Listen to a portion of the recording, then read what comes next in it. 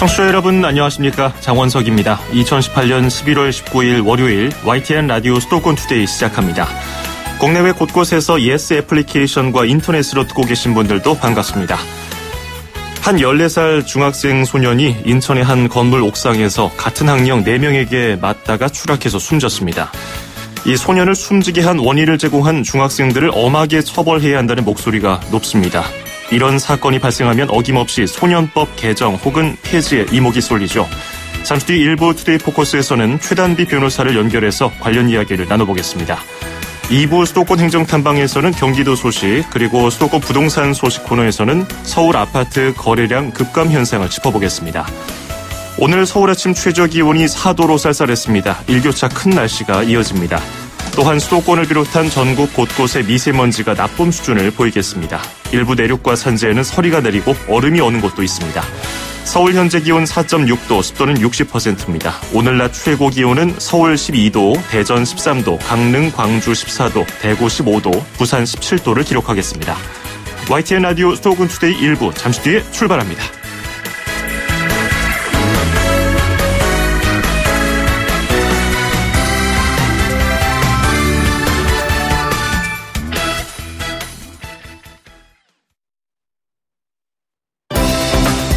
수도권과 관련된 소식은 모두 여기 YTN 라디오 수도권 투데이.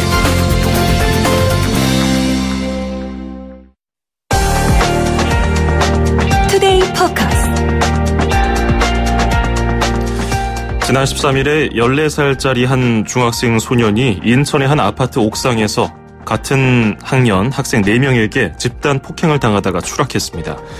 게다가 가해자 가운데 한 명이 법원의 구속심사를 받으러 나올 때 입고 있던 점퍼가 바로 그 피해 소년이 숨지기 전에 빼앗았던 옷으로 확인됐습니다. 세상을 떠난 소년은 다문화 가정에서 자라왔고 어려서부터 친구들로부터 괴롭힘을 당했던 것으로 알려지고 있습니다.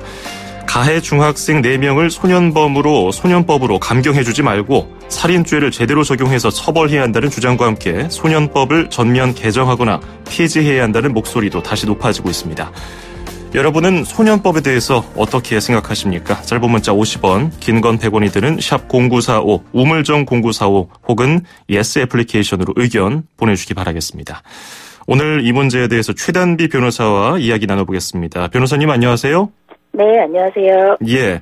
일단 앞서 간단하게 설명드린 사건의 가해 학생들은 긴급 체포가 됐고요. 현재 구속된 상태인데요. 강력범죄를 저지른 청소년 피의자들이 체포되고 구속되는 과정은 성인들과 같습니까? 네, 소년법이라고 해서 체포되거나 구속되는 과정이 일반적으로 다르지는 않습니다. 따라서 이 경찰이 14일에 긴급 체포한 당시에는 여러 가지 죄를 범했다고 인정할 증거가 있고 또 긴급한 상황이라서 영장 없이 일단 긴급 체포한 것이고요. 16일에 구속영장 실질심사 단계에서 증거인멸이나 도주 우려가 있다라고 법원이 판단을 해서 현재 구속되어 있습니다. 예, 구속된 다음에는 성인들과 마찬가지로 이 대기 장소가 같습니까? 네, 맞습니다. 예, 그럼 소년원이나 보호시설 이송은 어떤 단계에서 가는 건가요? 현재는 지금 이제 구속영장 실질 심사를 했고 어떠한 추가적인 절차로 처벌이 되는지 여부가 이제 불분명합니다만 일반적으로 소년법이 적용이 되느냐 아니면 일반 형법이 적용되느냐에 따라서 달라지는데 소년법이 적용이 됐을 때에는 여러 가지 판단 결과가 있습니다. 그 중에 하나가 소년원 송치이고요. 소년원 송치는 일반적인 성인에게서는 우리가 징역형이 되면은 교도소로 가지 않습니까? 예. 그 교도소 대신에 소년원에 송치하는 것으로 보시면 되겠습니다. 그렇군요. 과정은 같지만 결국 만약에 어떤 법적인 처분을 받았을 때 최종적으로 가는 곳은 소년원이 되겠군요. 많은 분들이 뉴스를 접하셨겠지만은 이 사건이 어떻게 발생했고 지금까지 어떻게 진행되고 있는지 정리를 다시 한번 해주실까요? 네, 지난 13일 오후 20분경에 가해 학생들이 초등학교 동창생으로 알려진 이 피해 학생을 불러냈고요.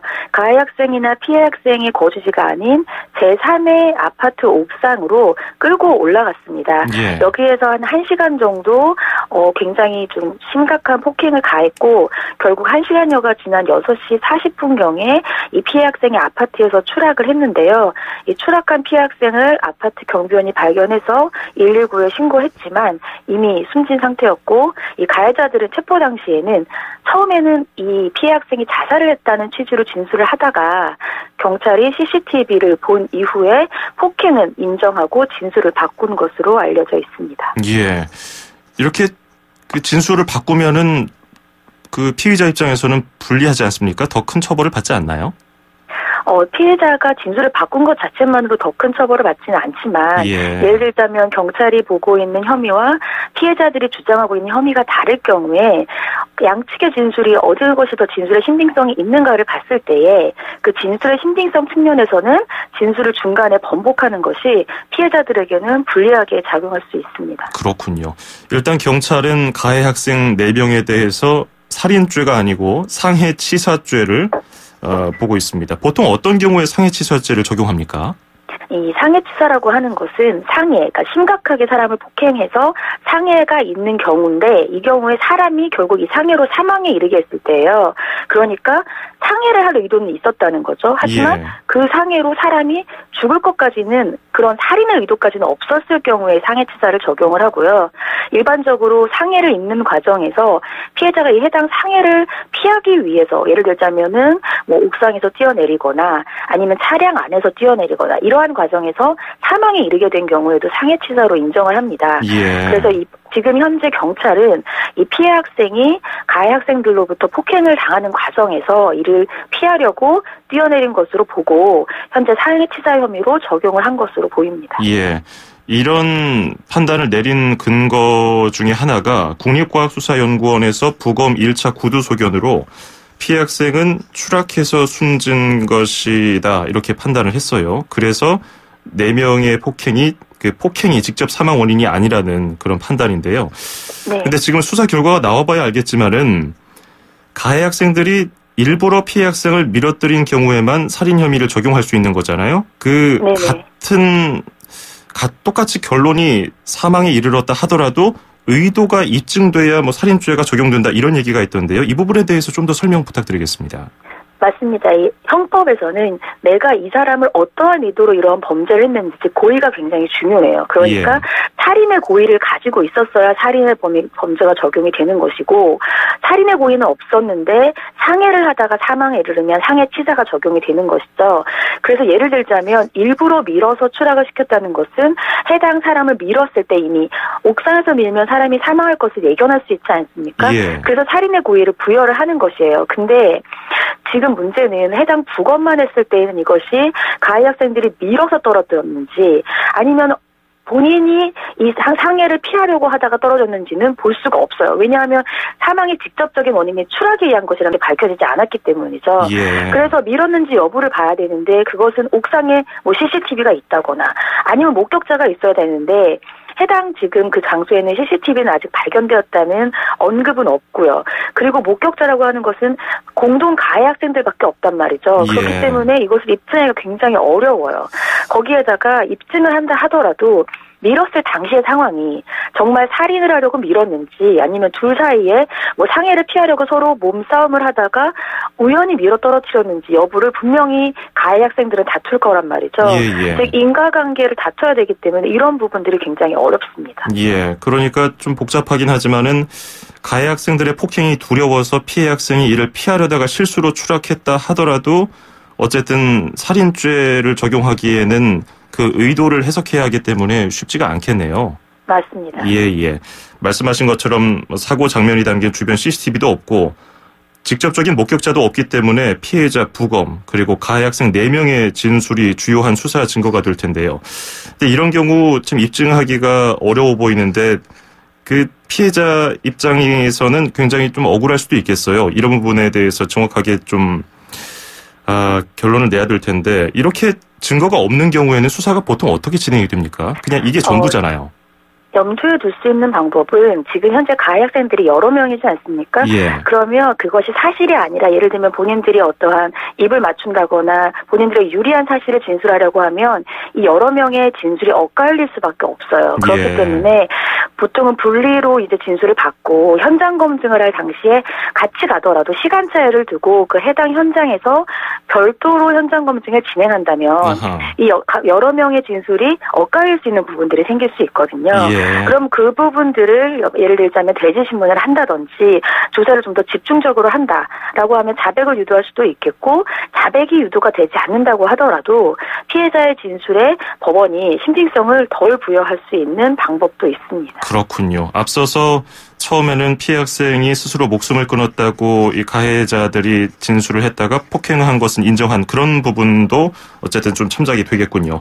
네. 그런데 그 해당 아파트 경비원이 화단에 쓰러져 있는 피해 학생을 발견하고 학생에게 다가가서 몸을 흔들어 보니까 몸이 얼음장같이 차가웠고 목숨을 잃은 것 같다고 주민들에게 얘기를 한 것으로 알려져 있거든요. 전문가들이 이걸 두고서 추락과 동시에 숨진 게 아니라 다른 무언가에 의해서 이미 숨진 뒤에 추락한 거 아니냐 이런 추측을 하기도 했는데 이런 증언은 경찰이 어떻게 판단하게 될까요? 이게 사건 초반에는 좀 중요한 단서가 될 수 있었어요. 예. 왜냐하면 사망의 직접적인 원인이 무엇인가, 추락인가, 아니면 옥상에서 이미 사망한 상태로 시신을 추락시켰는가, 즉 고의 살인의 고의가 있었느냐, 아니면 상해치사이냐 여부를 가릴 수 있는 중요한 진술이 될 수 있었는데 예. 이것이 이제 부검을 통해서 직접적인 사인은 추락으로 보인다라고 했기 때문에 이미 옥상에서 사망을 하고 시신이 추락한 것으로 보기엔 좀 지금은 좀 무리가 있습니다. 그렇기 때문에 이번 진술에 이제 경찰이 좀 더 중하게 염두에 두기는 좀 어렵지 않을까 싶습니다. 그렇군요. 그리고 또 한 가지 국민들의 분노를 산 것이 가해자 가운데 한 명이 이제 영장실질심사를 받고 이제 기자들 앞에 섰는데 그때 입고 있었던 패딩 점퍼가 숨진 학생에게 빼앗은 것이었단 말이죠. 이게 경찰에서 확인을 해줬는데 경찰은 추가적인 법률 적용을 검토하겠다고 했는데 이 점은 뭐 어떤 혐의가 적용될까요? 일단 그 당시에도 여러 명이 있었던 것으로 보여요. 다른 예. 사람들의 진술도 있었고. 근데 그 여러 명이 함께 이 패딩 점퍼를 뺐을 때 어떤 위협을 가했는가. 그런 경우라고 한다면 특수 강도죄가 될 수 있고요. 그런 것이 아니라 혼자서 뭐 뺏었다라고 한다면 그냥 일반 강도죄도 될 수 있습니다. 근데 이것은 이제 강도죄 여부에 대해서는 정확히 그때 상황을 구체적으로 봐야 되지만 강도죄를 넘어서 이번에 이 상해치사 봤을 때에도 결국은 피해자의 점퍼를 뺏은 시기가 이 해당 피해 학생이 사망한 시점보다 이전이다라고 한다면 결국 이 피해자에게 지속적인 폭행이 있었다라는 것이 보일 수 있잖아요. 지속적인 예. 괴롭힘, 지속적인 폭행. 그렇다고 한다면 이번 상해치사에서의 죄형을 양형을 하는 단계에서도 중형이 선고될 가능성을 염두에 둘 수 있습니다. 예, 이 패딩의 경우는 그 어머니인 러시아인인 어머니가 게시판에다 글을 올리면서 알려져서 더 많은 분들이 좀 속상해하셨는데 지금 말씀하신 것 지속적인 괴롭힘 그러면 어렸을 때부터 쭉 괴롭힘을 같은 가해자에게 당해왔다는 것이 입증이 되면은 그게 소급 적용돼서 처벌 수위를 확실하게 높일 수 있는 요인이 될까요? 일단 이 사망한 사건은 상해치사고요. 그 예. 전에 지속적인 폭행이 있었다라고 한다면 그 폭행의 정도에 따라서 상습폭행죄나 상습 상해죄도 인정이 될 수가 있어요. 이건 뭐 예. 별개의 범죄이기 때문에 별개의 범죄가 인정될 수 있고 또 상해치사 같은 경우에도 양형을 하는 단계가 있습니다. 이 경우에 고의적으로 지속적으로 폭행을 했고 이미 불러낼 단계에서 상해를 했고 이렇게 상해를 계속적으로 가한 사람이 피하려고 하는 것을 예견할 수도 있었다고 볼 수 있고 예. 굉장히 좀 범죄가 형이 안 좋죠. 개선의 여지도 없다고 보이고 이럴 경우라고 한다면 양형 단계에서 중한형이 받을 가능성이 높습니다. 그렇군요. 자, 이번 사건으로 또다시 청소년들의 강력범죄에 대한 논란 그리고 그것에 대한 처벌 문제까지 좀 공론화되고 있는데요. 가해 학생들은 일단 미성년자입니다. 범죄 소년 범주에 속하는군요. 만 14세 이상에서 만 19세 미만. 이런 경우에도 형사처벌을 받습니까? 이 소년법이 크게 세 가지로 구분을 해요. 범죄소년, 촉법소년, 우범소년. 그런데 촉법소년과 우범소년은 형사처벌 자체를 받지 않습니다. 예. 그렇지만 범죄소년은 소년법을 적용할 수도 있고 일반 형법을 적용할 수도 있어요. 그래서 지금 이번에 만 14세 이상인 가해 학생들 같은 경우에는 범죄 소년으로 구분된다 하더라도 소년법에서 조사해본 결과 금고 이상의 형에 해당이 되고 그 동기와 재질이 형사처분할 정도로 좀 안 좋다, 불량하다 이렇게 보면 일반 검찰로 넘어가서 형법이 적용되고 우리 성인이 처벌되는 것과 똑같이 처벌될 수 있거든요. 그래서 이번 사건 같은 경우에는 동기와 재질이 좀 불량해 보이기 때문에 일반 검찰로 송치가 되지 않을까 제 개인적으로는 좀 예상을 해봅니다. 그렇군요. 물론 이제 수사 첫 단계이기 때문에 뭐 섣부른 판단은 어렵지만은 지금 최단비 변호사 비롯해서 많은 법조 전문가들이 이런 또 의견을 내고 있고요. 그래서 청와대에서는 이런 여론에 비추어서 소년법 폐지 청원에 대해서 2번 답변을 내놓은 적이 있어요. 그런데 청소년 범죄에 대한 처벌 강화를 놓고서 이런 처벌을 강하게 하는 것과 그리고 이런 청소년들을 제대로 좀 교화시켜서 사회에 다시 돌려보내는 것 두 가지를 놓고 의견이 많이 엇갈리고 있던데 어떻습니까? 이게 소년법이라는 그 법의 취지 때문에 그렇습니다. 이 소년법의 취지가 아직 청소년들은 미성숙한 단계이기 때문에 이런 미성숙한 책임 생각이나 능력을 우리가 성년과 똑같이 처벌하면 결국은 사회에 발을 딛기도 전에 사회에 대한 기회를 차단하는 것이기 때문에 기회를 주자는 게 소년법의 취지인데 문제는 이 14세라는 형사 미성년자의 나이 기준이 많이 아시다시피 1953년에 만들어진 것이에요. 과연 이 기준이 현재에도 맞느냐인데 전문가들은 크게 2가지로 견해가 나뉩니다. 먼저 이 청소년들의 범죄가 이렇게 증가하는 것은 결국 일정 부분 사회의 책임이 있는데 반드시 처벌을 강화하는 것이 능사는 아니라는 것이죠. 그래서 결국은 사회로 돌아올 수밖에 없는 이 청소년들을 교화시킬 프로그램이나 인프라를 먼저 갖춰서 교육을 시켜보는 것이 먼저다라는 이제 견해가 있고 반면에 최근에는 이런 강력범죄가 늘어나기 때문에 계속 이것을 소년법으로 처벌을 약화시켜주고 형사 미성년자라고 처벌을 안 하면 결국은 범죄를 저질러도 괜찮구나라는 인식이 확산된다는 거예요. 거기에다가 지금 이런 우리 이번 사건도 보지만 피해자들은 이런 많은 충격을 받고 피해를 당하고 가족들은 슬픔에 빠져 있는데 과연 미성년자라고 처벌이 약한 것이 법감정, 국민의 법감정과 일치하느냐. 결국은 처벌을 강화해야 되지 않느냐라는 이런 2가지로 견해가 갈리고 있습니다.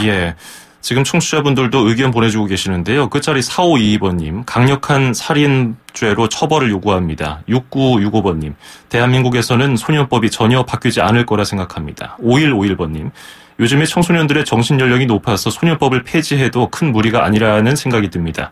요즘 사건 사고 보면 성인들보다 더 잔인합니다. 이렇게 보내주셨고, 김형연 청와대 법무비서관도 현행법과 국민감정 사이에 괴리가 있다고 인정을 하면서도 이 법 개정까지는 시간이 좀 걸릴 것이다. 충분한 논의가 필요하다. 이런 얘기를 했어요. 실제로 정부는 형사 미성년자 기준을 13세로 낮추는 개정을 추진하겠다는 입장을 밝혔는데 시간이 역시 많이 걸릴 것 같은데 어떻게 좀 움직임을 어떻게 보고 계세요?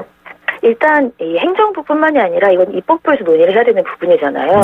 이 입법부가 논의를 해서 법 개정을 해야 되는데 그 전에 행정부가 필요한 것은 과연 이것을 몇 세로 낮출 것인지 아니면 낮추고 형사처벌을 강화하는 것이 맞는지 이러한 근본적인 것을 먼저 파악을 하고 입법부와 논의를 해서 법 개정을 해야 되는 것입니다. 그래서 시간이 오래 걸리는 것인데 결국은 이렇게 미성년자의 강력범죄가 늘어나는 근본 원인을 봐야 돼요. 아까 우리 꼭 형사처벌만이 능사가 아니다라는 측의 전문가들도 근본 원인이 결국은 사회적인 책임에 있고 개화의 인프라를 갖춰야 된다는 데 있지 않습니까? 그렇기 때문에 결국은 근본 원인이 무엇인가 또 13세로 낮춘다고 해서 과연 강력범죄의 증가 추세를 막을 수 있느냐 아니면 낮추는다고 결정을 해도 이 낮추는 나이를 또 봐야 돼요. 그래서 이제 외국 입법례들을 보는 것이고 결국 이런 것들이 다 논의가 돼야지만 개정이 되기 때문에 말씀하신 것처럼 상당한 시간이 걸릴 수밖에 없다 이렇게 보입니다. 그렇군요. 지금 7233번님도 또 다른 의견 주셨어요. 소년법 강화는 안 된다. 가해 소년들의 죄를 처벌하는 것도 중요하지만은 우리 사회가 그렇게 만들었기 때문에 다른 시스템적으로 좀 바꾸는 게 필요하다. 이런 의견도 주셨는데 우리 사회가 정말 심각하게 이 부분 고민해서 같이 좀 의견을 모아야 될 때가 아닌가 생각이 듭니다. 오늘 설명 잘 들었습니다. 고맙습니다. 네, 감사합니다. 네, 지금까지 최단비 변호사였습니다.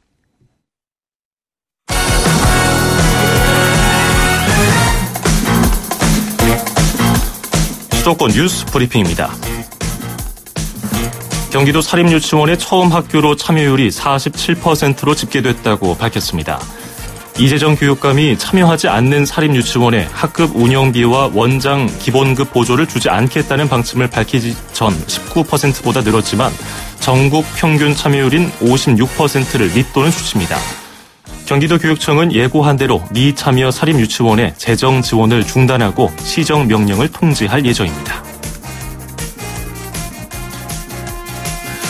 서울시 의회가 사립유치원 관련 3법에 조속한 국회 통과를 촉구했습니다. 서울시 의회 교육위원회 위원들은 기자회견을 열고 사립유치원이 유아교육기관으로서 공적 책임을 다할 수 있도록 국회는 관련 3법을 조속히 통과시키라고 주장했습니다. 위원들은 국회가 한국유치원총연합회 등 특정 이익집단의 눈치를 보면서 입법기관으로서의 소임을 다하지 않는 것은 국민적인 요구를 무시하는 처사라고 지적했습니다. 인천시가 내년 생활임금을 9,600원으로 결정했습니다. 인천시는 생활임금위원회는 평균 가계 지출액과 주거비용, 물가 상승률 등을 반영해서 내년 생활임금을 올해 8,600원에서 1,000원 인상한 9,600원으로 책정했다고 밝혔습니다. 이는 정부가 고시한 최저임금 8,350원보다 1,250원이 많은 금액입니다.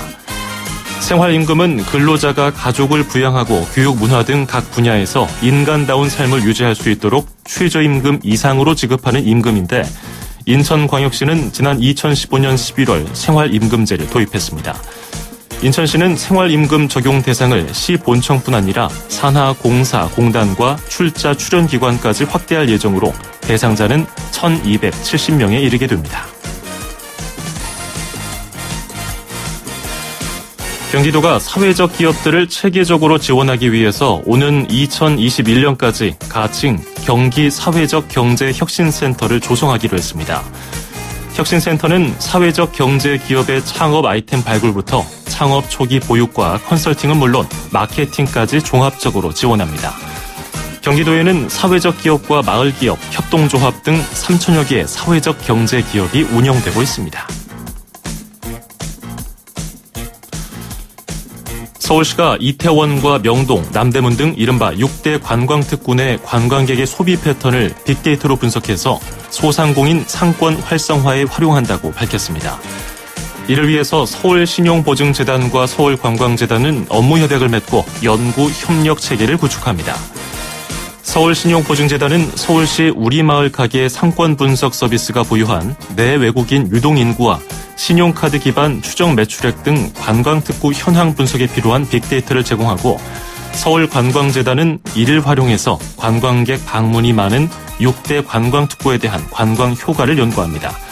이를 통해서 관광특구의 창업과 폐업률 변화, 내외국인 관광객 소비 패턴, 요일 또 계절별 관광객 이동 패턴 등을 알 수 있을 것으로 기대됩니다. 인천시가 외상대금을 회수하지 못한 중소기업들의 손실을 예방하고자 매출채권 보험 가입을 확대합니다. 인천시는 신용보증기금과 협약을 맺고 내년 1월 1일부터 중소기업 육성자금 추천기업과 인천시 선정 우수기업을 대상으로 매출채권 보험료를 10% 할인해주기로 했습니다. 매출채권 보험은 중소기업이 거래처에 외상으로 제품을 판매한 뒤에 대금을 회수하지 못해 발생하는 손실금을 최대 80%까지 보상해주는 제도입니다. 인천시 관계자는 지난해 매출채권보험 보상 금액이 보험료보다 많았다면서 그만큼 인천 지역 중소기업들의 매출채권 보험 가입이 절실하다고 분석했습니다. 서울시 공공자전거 따릉이가 2만 대까지 늘어나는 동안 배송 정비 인력은 제대로 늘지 않아서 고장난 자전거가 쌓이고 있는 것으로 나타났습니다. 정의당 권수정 서울시 의원은 지난 2015년 2,000대였던 따릉이 자전거가 올해 2만 대로 10배 늘었지만 배송과 정비 인력은 2배 늘어나는 데 그쳤다고 밝혔습니다. 권 의원은 이에 따라서 정상적으로 대여되거나 대기하고 있는 따릉이는 절반에 그치고 있다고 지적했습니다. 지금까지 수도권 뉴스 브리핑이었습니다.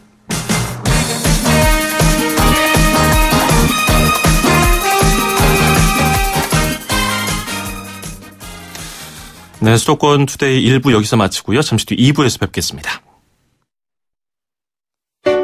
2,500만 수도권 청취자를 위한 모든 소식이 한자리에.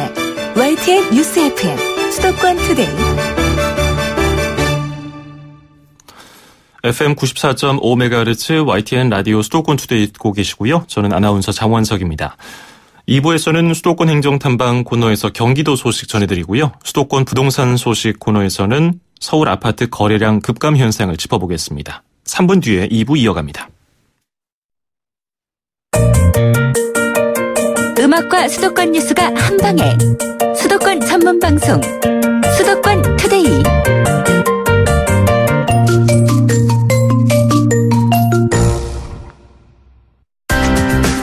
서울, 경기, 인천, 찍고! 수도권 정보의 핵심이 바로 여기에 수도권 행정탐방. 수도권 행정탐방 경기도로 떠나보겠습니다. 반려동물을 돈으로 사지 말고 입양하세요. 이런 얘기 많이 들어보셨죠? 경기도에서는 유기견들의 입양만 독려하는 게 아니라 청각장애인 봉사견이나 치매 어르신 도우미견으로 훈련시킨 다음에 입양될 수 있는 사업을 진행하고 있다고 합니다. 오늘 이 이야기 남영희 경기도 도우미견 나눔센터 팀장과 함께 얘기해보겠습니다. 남 팀장님 안녕하세요. 네, 안녕하세요. 예, 경기도 도우미견 나눔센터가 어떤 곳인지 우리 청취자 여러분께 설명 부탁드리겠습니다. 네, 유기동물이 제일 많이 발생하는 경기도에서 유기견 안락사를 조금이라도 줄이고 반려견을 필요로 하는 사람들에게 건강하고 기본 교육이 된 개를 입양해 주고자 2013년 개소했습니다. 예. 네. 저희 센터는 화성 마도면에 위치하고 있고요. 동물병원, 실내외 훈련실, 보호견사와 넓은 야외 운동장이 있고 수의사 2명, 훈련사 4명이 근무하고 있습니다. 네, 또 2014년 보건복지부로부터 이제 국내 3번째로 장애인 보조견 전문 훈련기관으로 지정되어 장애인 도우미견도 육성하고 있습니다. 예. 그러면 도우미견 나눔센터와 기존의 유기동물 보호센터와 차이점은 뭔가요? 네, 유기동물 보호센터는 길거리에서 발견되는 유기동물을 포획해서 10일간 보호하고 그 기간에 주인을 찾지 못한 개들은 새로운 보호자에게 입양되거나 안락사가 되는데요.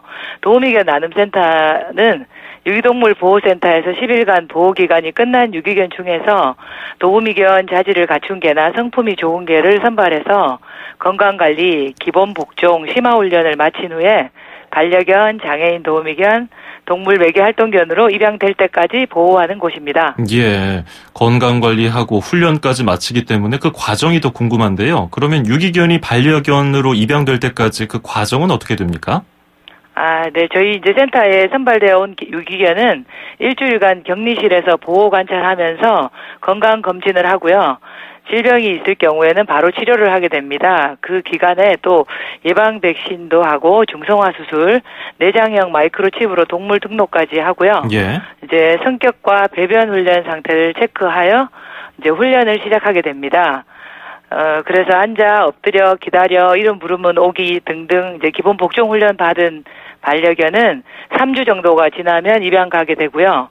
이제 기본 훈련이 잘 되어 있고 소리에 민감한 개들은 별도로 선발하여서 초인종, 전화벨, 알람 소리에 반응하도록 훈련시켜서 청각 장애인 청각 장애인 분들에게 입양하게 됩니다. 예, 굉장히 검증된 반려견들인 것 같은데요.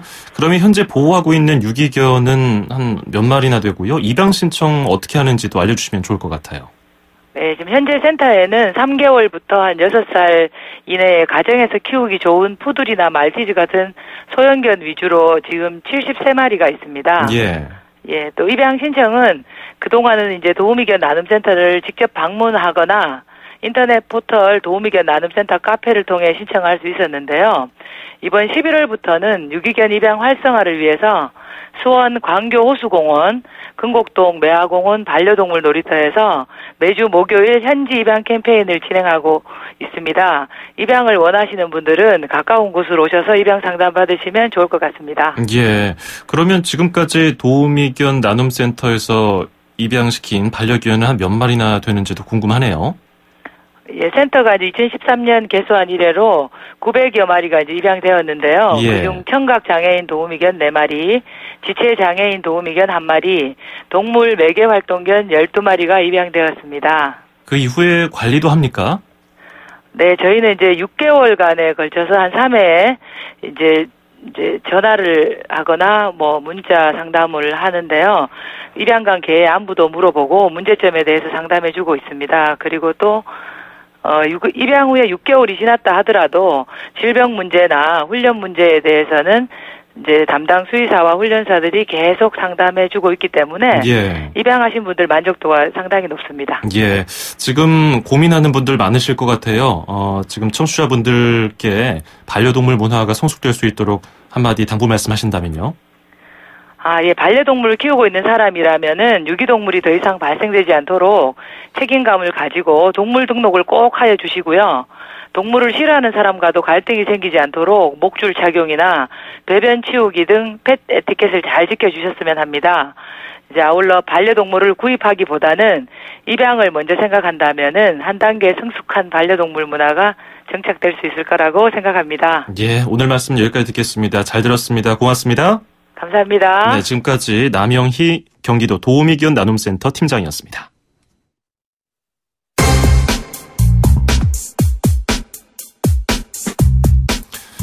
네, 계속해서 부동산 소식 전해드리겠습니다. 서울 아파트 거래가 9.13 부동산 대책 이후에 급격하게 줄어든 것이 통계로도 확인되기 시작했습니다. 서울 아파트 거래 신고 건수가 크게 줄어든 건데요. 함영진 직방 빅데이터 랩장과 함께하겠습니다. 안녕하세요. 네, 안녕하세요. 예, 이달 서울 아파트 거래 신고 건수가 지난달보다 크게 감소했다고 하던데요. 얼마나 줄었습니까? 60%나 감소했습니다. 예. 그 서울부동산 정보 광장에서 공개하고 있는 이제 11월 15일 기준 아파트 실거래 건수는 2,003건으로 일평균 거래 건수가 133건에 머물고 있습니다. 지난달 일평균 거래 건수 330건에 비해서는 뭐 무려 60%나 거래량이 감소한 것인데요. 예. 대출이나 세금 규제가 상당한 이제 9.13 부동산 대책이 발표된 후 두 달이 지나면서 서울 아파트 거래가 급속히 냉각되는 분위기입니다. 뭐 여러 가지 이유가 있겠지만 공시가격 9억 원 이상이나 다주택자의 대출 요건이 대폭 강화돼서 돈줄이 막히고 있고요. 또 2주택 이상자에 대한 종부세 중과 그리고 임대사업자의 세제 혜택 축소 같은 정부 규제가 이어지면서 그 외에도 뭐 기준금리 인상 가능성 그리고 경기 침체까지 우려되면서 여러 악재가 거래 위축의 현실화로 이어지는 모습입니다. 그렇군요. 실제로 호가도 좀 줄었고 실제 1년 2개월 만에 상승세를 멈춘 서울 아파트 값인데요. 지난주 한국감정원 조사를 보니까 0.01% 떨어지기도 했고요. 지난해 9월 첫째 주 이후 1년 2개월 만에 굉장히 오랜만에 하락이네요. 네, 맞습니다. 한국감정원이 조사한 11월 둘째 주 서울 아파트값 상승률은 마이너스 0.01%를 기록했습니다. 예. 지난해 9월 첫째 주 이후 61주 만에 하락한 것인데요. 9.13 대책의 영향이 거래량 감소와 또 소유자의 관망세로 이어지면서 가격도 떨어지고 있습니다. 특히 이제 강남 4개구 모두 집값이 이전 주보다 하락했습니다. 낙폭도 커지고 있는 분위기인데요. 아파트 강남 4개구의 변동률은 송파구가 마이너스 0.1%, 강남이 마이너스 0.09%, 그리고 서초구가 마이너스 0.05, 강동이 마이너스 0.03%로 재건축 단지 위주의 급매물이 출회되는 영향이 컸었습니다. 강북권 같은 지역들도 은평이나 마포, 서대문구 등지가 보합세를 나타내기도 했었지만 일부 지역은 광역급행철도 A사업 지연 우려라든지 또는 집값의 급등 피로감이 겹치면서 매매 가격이 보합세를 보이거나 다소 하락한 모습을 동시에 나타내고 있습니다. 예. 집 보유자들의 불안감이 더 큰 것을 실제로 수치로도 볼 수 있는 그런 내용이었네요. 자, 그리고 내년 1월부터는 공공택지 분양 원가 공개 항목이 굉장히 늘어납니다. 기존에 12개였는데 62개로 확대가 되는데요. 이 분양가의 적절성에 대한 검증이 더욱 세세하게 이루어지겠군요. 그렇습니다. 국토교통부는 분양가 상한제가 적용되는 이제 공공택지 내 공동주택을 대상으로 분양가격 공시 항목을 현행 12개에서 62개 항목으로 확대합니다. 예. 이 같은 내용으로 이제 공동주택 분양 가격의 산정 등에 관한 규칙 개정안을 16일 입법 예고했는데요. 그간 분양가가 분양 원가와 적정 이윤을 합한 정도를 넘어서서 서울 지역 같은 경우는 주변 시세에 맞춰서 지나치게 높게 정해진다는 비판이 제기됐었지만 분양가 세부 항목 내역이 12개밖에 되지 않아서 분양가가 적절한지 외부에서 제대로 검증이 되지 못했다는 지적이 있었습니다. 예. 이번에 과거 2007년 9월부터 2012년 3월까지 총 한 61개 분양원가 항목이 공개된 바 있기 때문에 이번 지침 개정은 이제 과거의 틀을 유지하는 선에서 추진된 것으로 보여집니다. 그렇군요. 지금은 택지비 3개, 공사비, 간접비, 기타 비용 해서 12개 정도인데 원가 공개가 어떻게 세분화되는 거죠? 원가 공개 항목이 62개로 확대되면 이제 공사비 항목은 토목이 다시 세분화돼서요. 토공사라든지 흙막이 공사 13개 항목으로 늘어나게 됐고요. 예. 건축은 23개, 그리고 기계 설비는 이제 9개로 증가하는 등 총 51개 항목으로 대폭 늘어나게 됩니다. 여기에 이제 택지비 항목도 3개에서 4개로 늘어나고 간접비 항목도 6개 정도로 각각 증가하게 돼서 이 외에 추가 증가되면 이제 공개 정보가 총 62개가 되는 것인데요. 공공택지의 공공분양은 이제 공시 항목 확대를 통해서 분양가 상한제의 실효성이 지금보다는 높여지고 가격의 적정성, 외부 검증도 크게 개선될 것으로 판단됩니다. 이제 특히 이제 분양가가 크게 오른 수도권 같은 경우는 분양가에 대한 소비자의 알 권리를 높이고 또 고분양가 견제 효과를 기대할 만한데요. 이제 다만 일각에서는 전국의 주택 보급률이 이제 100%를 넘은 상황에서 원가 공개 강화로 분양 품질 개선이 어려워지고 또 향후 지금은 공급이 많지만 미래의 공급이 감소해서 장기적으로 수급 불균형을 가져올 수 있다는 지적도 동시에 나오고 있습니다. 그렇군요. 이번에 분양가 정보 공개가 실제 처음에 취지대로 그렇게 결과가 나오길 좀 바라보겠습니다. 오늘 말씀 잘 들었습니다. 고맙습니다. 네, 감사합니다. 네, 지금까지 함영진 직방 빅데이터 랩장이었습니다.